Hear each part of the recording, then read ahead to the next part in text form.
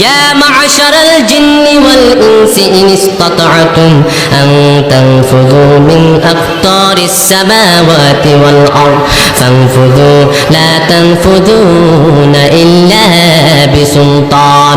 আমার আল্লাহ বলেন, ইয়া মা'শারাল জিন্নি ওয়াল ইনস, ও মানুষ ও জিন, তোমরা যদি আমার আইন মানতে পছন্দ না করো, আমার আইন মানতে না চাও, তাহলে আমার জমিন থেকে বেরিয়ে যাও।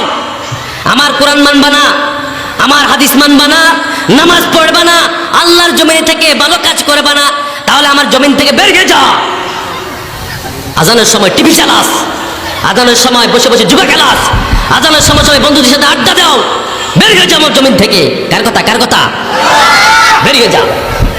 ইয়া মা'শারাল জিন্নি ওয়াল ইনস ইন ইসতাতা'তুম আন তানফুযু মিন আকতারিস সামাওয়াতি ওয়াল আরদ ফানফুযু লা তানফুযুনা ইল্লা বিসুলতান।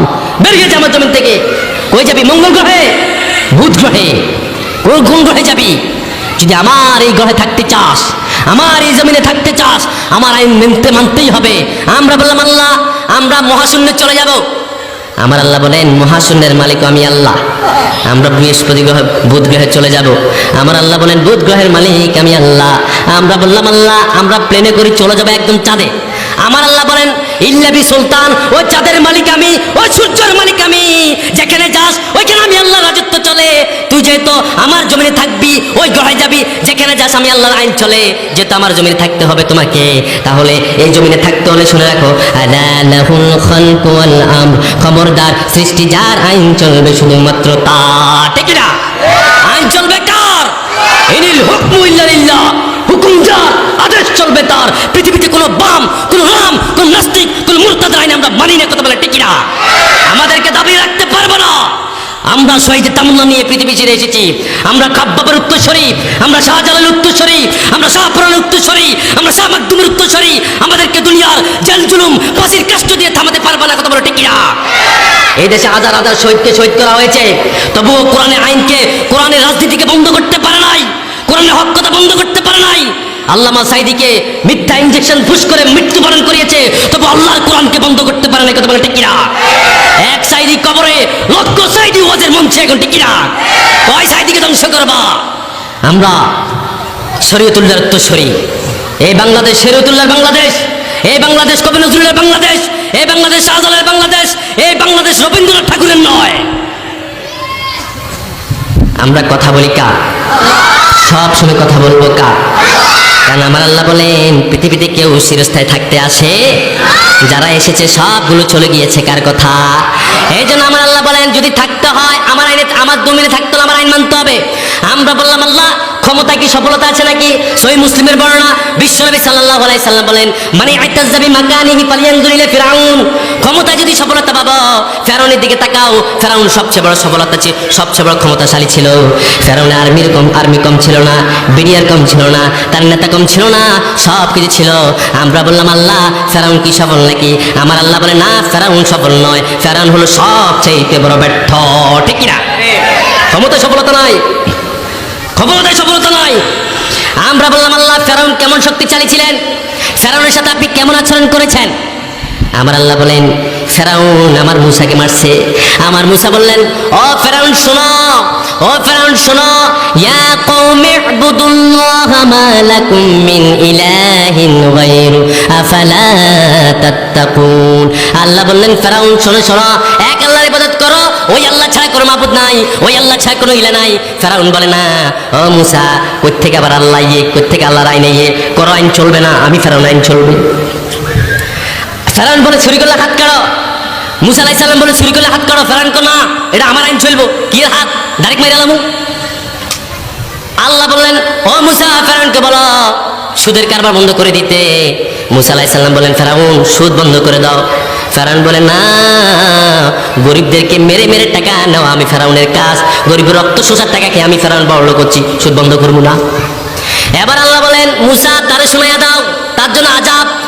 লোহিত সাগরে মরলেন। মরার পরে আল্লাহ তাআলা বলেন, ফালিয়াউমা নুনাজ্জিকা বিবাদানিকা লিতাকুনা লিমান খালফাকা আয়া। আল্লাহ বলেন, মুসা জানিয়ে দাও, ফেরাউনের বদনটাকে আমি শুটকি বানায় রাখছি, এটা হাঙ্গরে খাই নাই, তিমি খাই নাই, পচে নাই, গলে নাই, ভবিষ্যৎ কাল পর্যন্ত তার লাশটাকে রেখে দেব।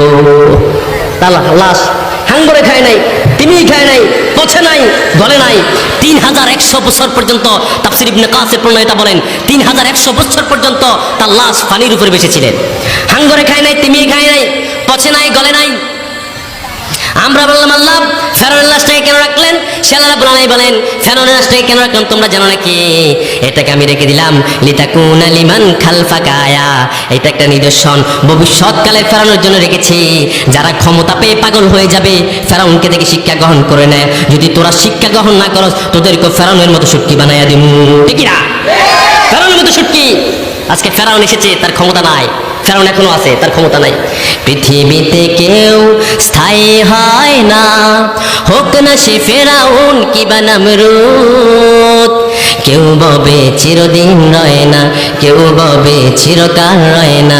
পৃথিবীতে কেউ স্থায়ী হয় না, হোক না সে ফেরাউন কিবা নমরুদ।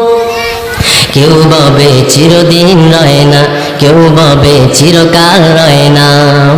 চলে যায় সব ছেড়ে যেতে হয়, মৃত্যু মানে না কোনো পরিচয়। চলে যায় সব ছেড়ে যেতে হয়, মৃত্যু মানে না কোনো পরিচয়। সব রাজার মহারাজা আর মহাবীর, সব রাজার মহারাজা আর মহাবীর, কাউকে সে অবকাশ দেয় না।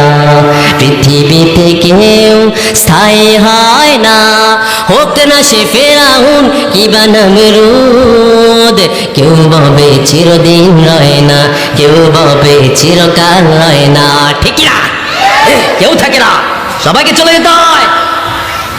আমরা বললাম আল্লাহ ক্ষমতায় সফলতা নাই, বুঝলাম দ্বন্দ্বতে সফলতা আছে নাকি? বিশ্বনবী বলেন মানে ইত্তাযাবি মাকানিহি ফালইয়ানজুর ইলা ফিরাউন ওয়া মানে ইত্তাযাবি মালিহি ফালইয়ানজুর ইলা কারুন। তোমরা যদি দেখবা ধন সম্পদে সফলতা, ফালইয়ানজুর ইয়ানজুর তাকাও, কারুনের দিকে তাকাও।